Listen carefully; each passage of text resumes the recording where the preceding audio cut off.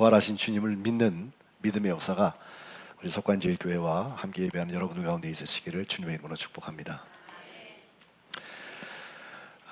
사도 바울의 여행을 우리가 계속 보고 있었는데 오늘 잠깐 중단하고 바로 그 최근 여행지인 에베소에서 썼던 편지 고린도 교회를 우리가 함께 보는 것은 이 고린도 교회 지금 읽은 고린도전서 15장이 부활장이기 때문에 그렇습니다. 오늘 부활절을 맞아서 이 부활의 현실이 무엇인지에 대해서 함께 나누는 중에 부활 함께 플러스의 역사가 우리의 삶의 자리에 일어나시기를 주님의 이름으로 축복합니다.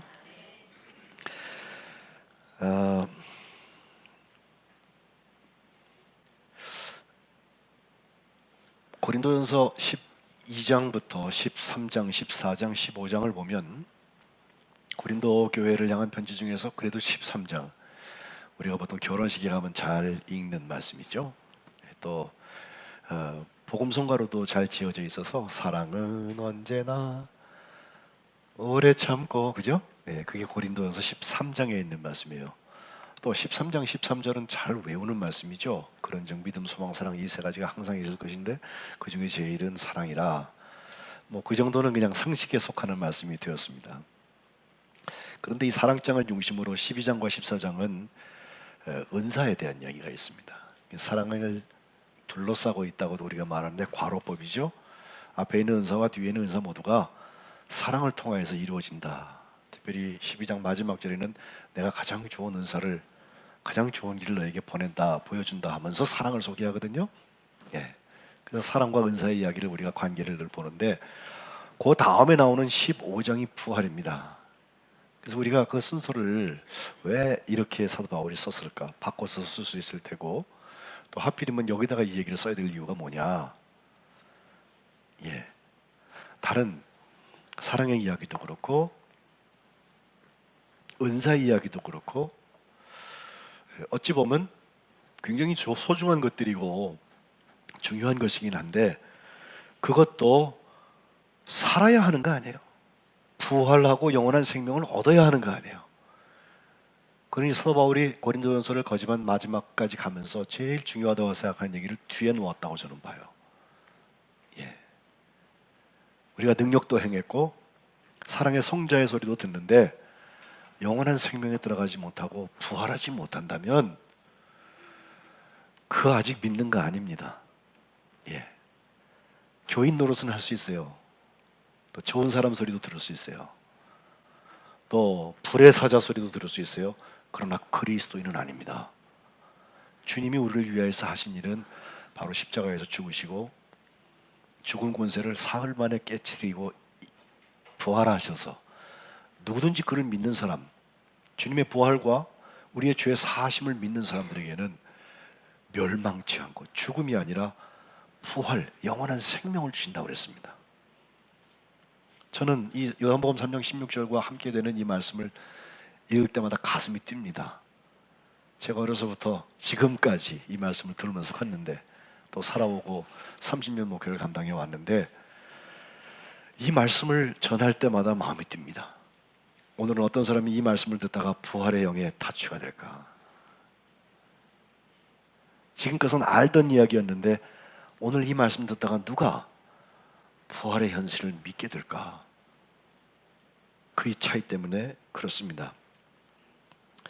부활을 얘기하기 위해서는 반드시 십자가에서 시작해야 됩니다. 우리는 부활 다음에 십자가가 올 것처럼 생각하는 사람은 아무도 없습니다. 문제는 십자가 없이도 부활이 올 것처럼 생각하는 사람들에게 있습니다.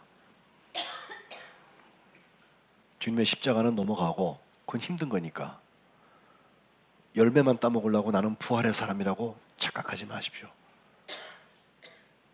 십자가의 자리에서부터 부활의 문이 열립니다. 저는 애써 고난을 찬양하는 사람은 아닙니다. 그러나 내가 주님과 함께 십자가에서 못 박혀 죽어서 나의 정과 욕심이 다 죽은 증거가 있는 사람들에게 부활의 증거가 나타나는 것입니다.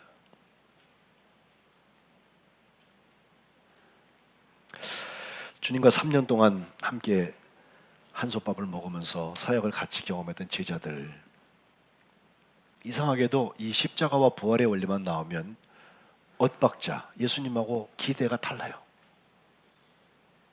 적어도 주님께서 십자가 중심으로 세 번에 대한 경험들을 우리에게 성경은 말하고 있는데, 우리는 달기 울기 전에 베드로가 3번 예수님을 모른다고 부인했다더라. 그것 때문에 부활하신 예수님께서 디베랴 호숫가에 물고기 잡으러 가 있는 그 베드로를 찾아가셔가지고, 요한의 아들 시몬아, 내가 나를 이 사람들보다 더 사랑하냐?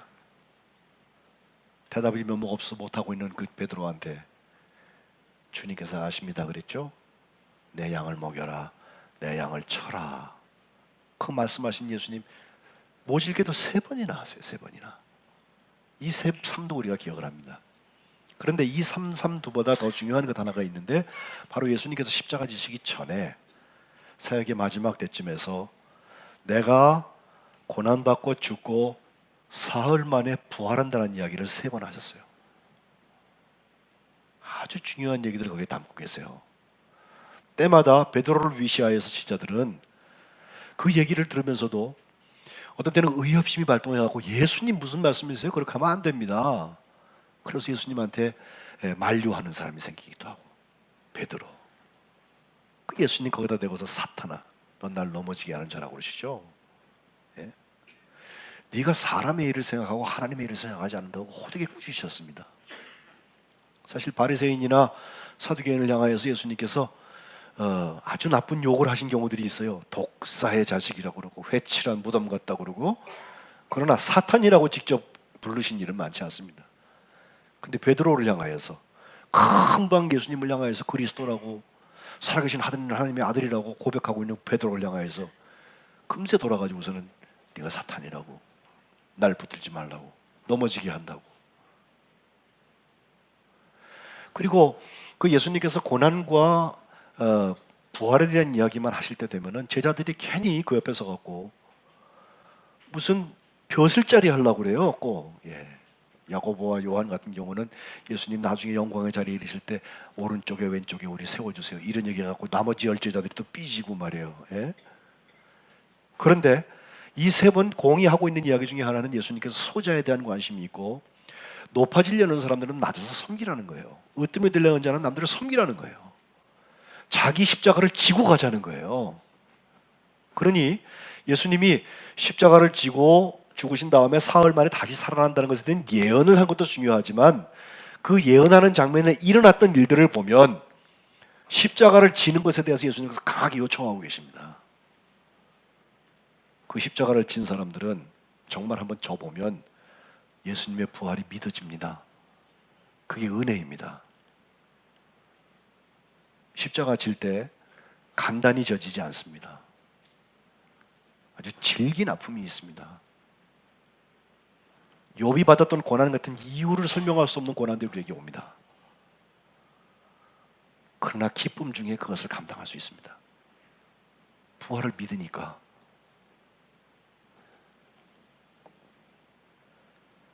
우리가 고난주간을 지냈고, 또 그 앞에 40일 동안을 우리가 구약 성경을 전부 읽자고 해서 하루에 20장씩 읽으면서 왔는데, 제가 참 받은 은혜가 있어요.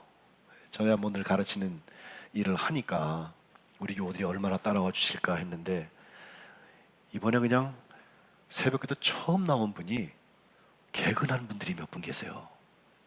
정말 소중하지 않아요, 여러분? 나는 안 나왔으니까 그 사람 나왔건 말건 상관없는 거예요, 여러분. 이상하다 표정이. 저는 너무 소중해요. 어떤 속는요, 속도원 전부가 개근을 했어요. 그런 게 속회지, 그죠? 그리고 성경을 하루에 20장씩 읽으면 사순절 때 다 읽는다고 그래가지고 구약을 쭉 읽어보았더니, 이건 제 간증이에요. 말씀을 전하기가 참 좋아요. 알아듣는다니까, 신기하게. 알아듣는 척하는 사람과 알아듣는 사람 내가 금방 알아요. 나도 30년 했다고 이거. 그리고 비슷비슷한 거 갖고 그냥 그게 그거지 이러고 있는 사람하고, 그 차이로구나. 나의 문제가 거기 있었구나. 내가 이전에 괜찮은 줄 알고 왔는데 주님이 정말 치료하시는 것이었구나. 깨닫는 사람들이 있더라고요. 그 깨닫는 사람들이 주님과 함께 십자가 이거 못 받고 부활하게 될 줄로 믿습니다. 깨닫고 그만두면 또 그것도 소용없어. 그죠? 우리의 삶으로 나타나야지. 주님과 늘 엇박자를 만들어 나가고 있던 제자들끼리는 어땠을까요? 자기들끼리는 그래도 소통이 되고 있었습니다. 주님이 십자가에 죽으셨잖아요. 호언장담하던 베드로도 예수님을 3번 부인하고 닭울음 소리를 맞고 심히 나가서 통곡을 했어요. 영적 진공 상태에 빠졌습니다. 12명 같이 일하던 사람 중에 하나는 예수님한테 입 맞추고 30년 가지고 결국 예수님을 배신한 제자가 되어서 자살했다. 무엇보다도 주님의 십자가를 지었던 그 상태에서는 우리 주인이 죽었기 때문에 그걸 따라다니는 사람들이 후환이 두려워서 숨었습니다. 아직 흩어지지도 못하고 어디 숨어 있습니다. 자기들끼리는 통합니다. 왜? 같은 입장이거든요. 공통의 좌절을 경험하고 있었을 것입니다. 동시에 엄청난 혼란이 그들을 찾아왔습니다. 심각한 가치 아노미가 그들에게 왔습니다. 허탈합니다. 어찌 보면 주님이 우리의 기대를 따라서 해주시지 않았다는 것 때문에 분노도 생기고 또 두려움도 있습니다. 이제 내일 어떻게 할지 몰라요. 지나간 3년만 아까운 게 아니에요. 그런데 그들에게 이 주일 아침, 안식 후 첫날 아침에 이상한 소식이 하나 들려왔습니다.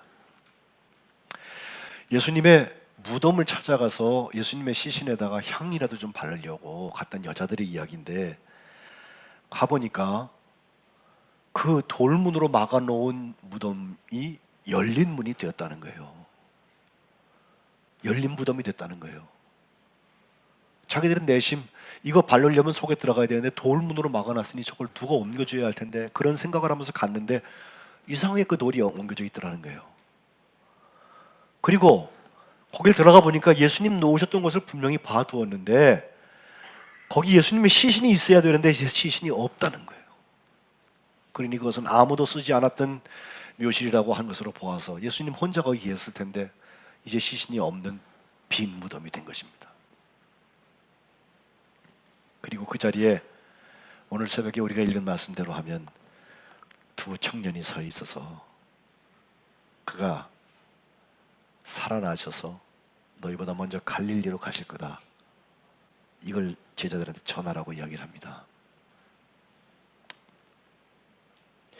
여인들이 이것을 경험하고 자기들도 놀랍고 자기들도 황당한데 돌아와서 제자들한테 그 얘기를 했더니 제자들이 보기에 그 말이 믿어져요? 내가 가서 보지도 못한 건데 이 여자들이 새벽에 가가지고서 너무 쇼크를 많이 먹어갖고 헛것을 보고 왔나 이래 생각할 거 아니에요. 상식으로 안 되고 과학으로 되지 않고 법으로 되지 않는 것입니다. 그래서 어떤 제자는 허둥지둥 현장을 뛰어가서 찾아가 보기도 했습니다. 가보니까 정말입니다. 이 믿기지 않는 사실을 해석할 길이 없었습니다. 앞에 이야기했던 우리의 기대대로 주님께서 하시지 않았던 것에서 오는 가치 아노미, 그때 생겼던 종류와 전혀 다른 충격을 이들이 받고 있습니다. 놀라운 것은 그 충격은 죽음을 향한 충격이 아니라 생명을 향한 충격이라는 것입니다. 오늘 본문 고린도전서 15장에 사도 바울은 이 이야기에서 시작을 합니다. 내가 너에게 전한 복음을 너에게 알게 한다. 이건 너희가 받은 것이고 그 가운데 선 것이라고 그랬습니다. 토대가 됩니다. 너희가 만일 내가 전한 그 말을 굳게 지키고 헛되이 믿지 아니하였으면 그로 말미암아 구원을 받는 이야기입니다. 우리는 이것을 복음이라고 합니다. 복음 내용을 보니까 3절부터 보면 성경대로 그리스도께서, 우리 주님께서 우리 죄를 위하여서 죽으셨다. 그리고 장사를 지냈다가 성경대로 사흘 만에 다시 살아나셨다는 것입니다. 이 바울이라는 사람은 그때 거기 없었습니다. 주님께서 그에게도 이것을 믿을 수 있는 기회를 주시는 거죠. 이어서 계속해서 그것을 설명하죠. 게바, 베드로한테 보이셨고 12제자한테도 보이셨고 500여 명이 있을 때에도 보이셨고 또 야고보한테도 보이셨고 그중에 모든 사도들에게도 보이셨고 그리고 8절에 가보니까 맨 나중에 만삭되지 못하여 난 자 같은 나, 팔삭동이 같은 나. 실제로 예수님 살아계실 때에는 예수님한테 한 번 예수님 편에 서서 예수님과 이야기해 본 적도 없는 사람, 오히려 하나님의 교회를 박해했던 사람 사울이기 때문에 나는 사도라고 칭함을 받을 수도 없는, 감당할 수 없는 사람, 가장 작은 자.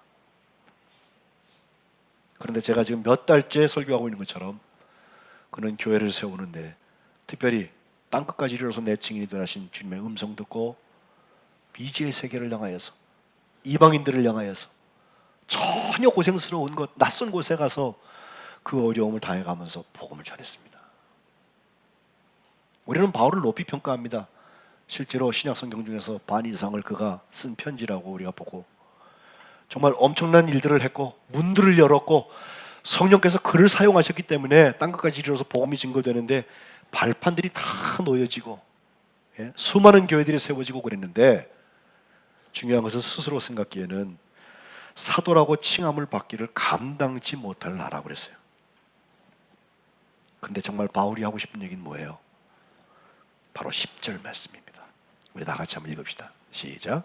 그러나 내가 나된 것은 하나님의 은혜로 된 것이니 내게 주신 그의 은혜가 헛되지 아니하여 내가 모든 사도보다 더 많이 수고하였으나 내가 한 것이 아니요 오직 나와 함께 하신 하나님의 은혜로라. 아멘. 이 고백할 수 있으면 주님과 함께 십자가에 죽고 부활한 사람이에요. 아직도 내 소견에는 내가 믿기로 내 경험치에 의하면, 우리가 해온 바에 의하면 이 얘기하고 있는 분들은 빨리 십자가에 못 박으세요. 부활을 못합니다. 거기서 십자가에서 나의 정과 욕심을 다 못 박은 그 자리에서 주님이 혼자 죽으신 게 아니라 나의 옛사람이 함께 죽고 거기서 부활의 문이 열려지고 거기서 하나님의 은혜의 문들이 열려집니다. 우리 믿음 생활하다 보면은 나 은혜 받았어요 이런 표현들을 하세요. 대체로 보면 내가 듣기 좋았어요 하는 이야기예요. 내가 듣기에 익숙한 거예요 하는 이야기예요. 근데 실제 은혜는 내가 상상하고 내가 익숙한 것과 전혀 다르게 옵니다. 하나님이 주시는 거예요.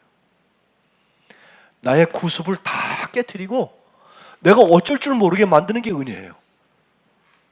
은혜에 사로잡히고 나면 사울이든 다윗이든 다 소용없어. 그죠? 입이 돌아가가지고선 히트나베 나베 예언을 하고 말이죠.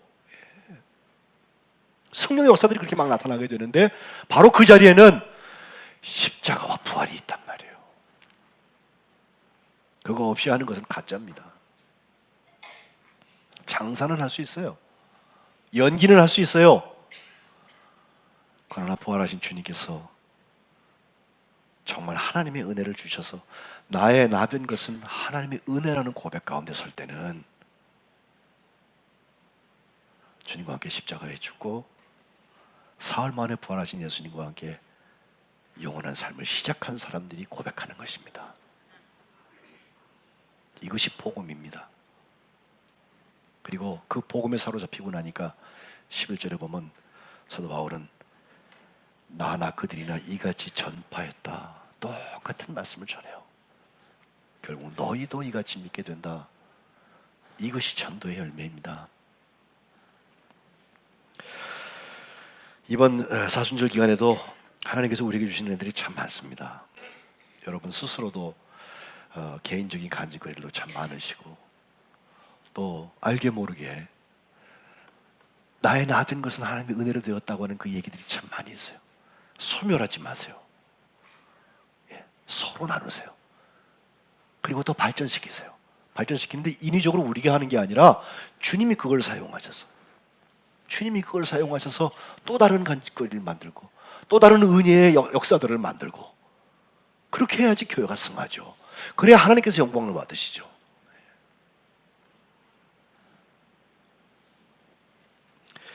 생명의 역사를 이 사회도 지금 너무 목마르게 기다리고 있어요.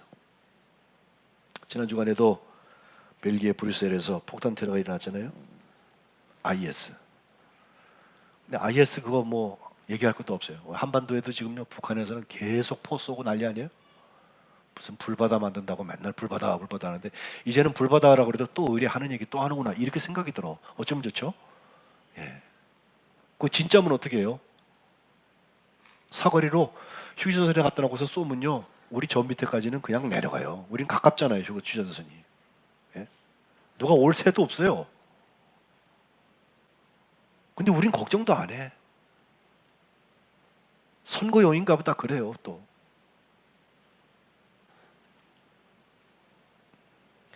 문제는 폭탄 테러든 이 전쟁 연습이든 남을 죽이고 내가 살겠다는 사람들의 생각들입니다. 죽음 권세입니다. 선거를 앞두고서 정치 지도자들이 나온다고 하는 거, 우리가 일꾼을 세우고 지도자를 세운다고 하는 건요 정말 좋은 일이에요. 축하할 일이고 기쁠 일이고 축제입니다. 선의의 경쟁만 일어날 수 있다면 누가 되어도 더 좋은 일들이 일어날 테니까 서로 협력할 수 있으면 좋겠는데, 문제는 음모가 있고 야합이 있고 술수가 있고 듣고 보지 못할 마음이, 어두움이 있어요.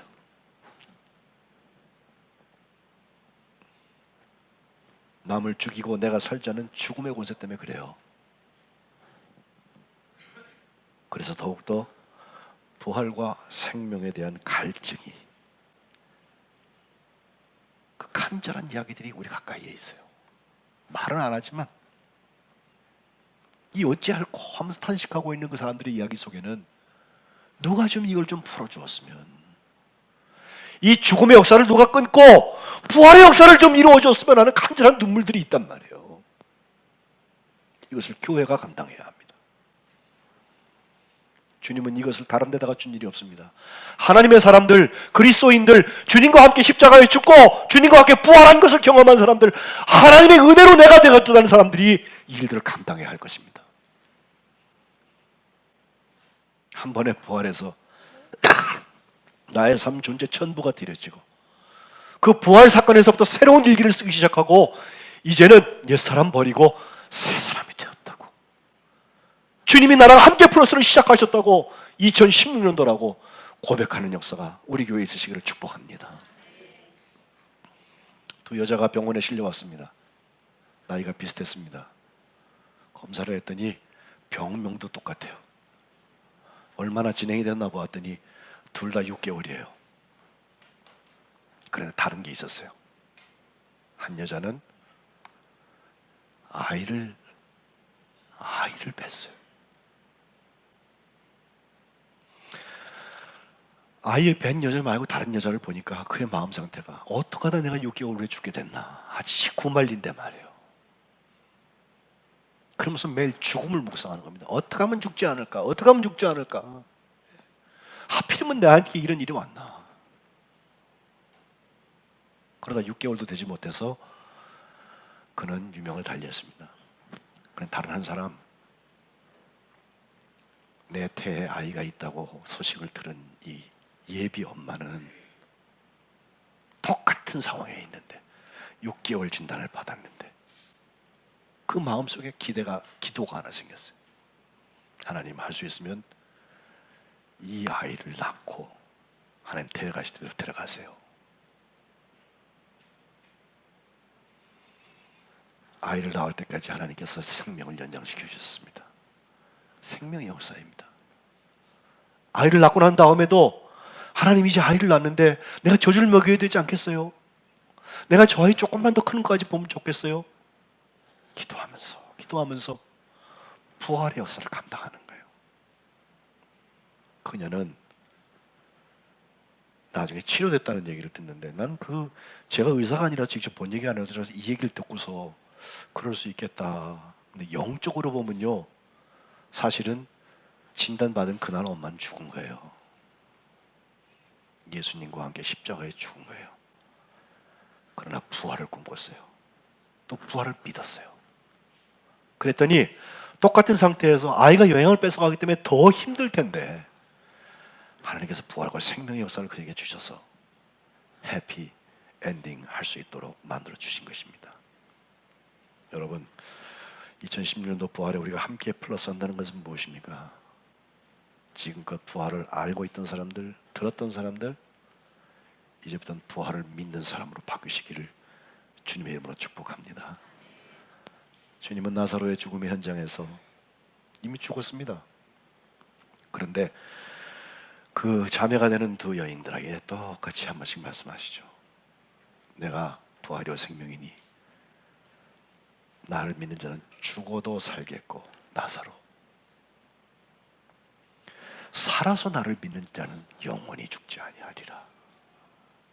주님과 함께 십자가에 못 박히고 부활하는 역사가 여러분 가운데 있으시기를 주님의 이름으로 축복합니다. 기도하겠습니다.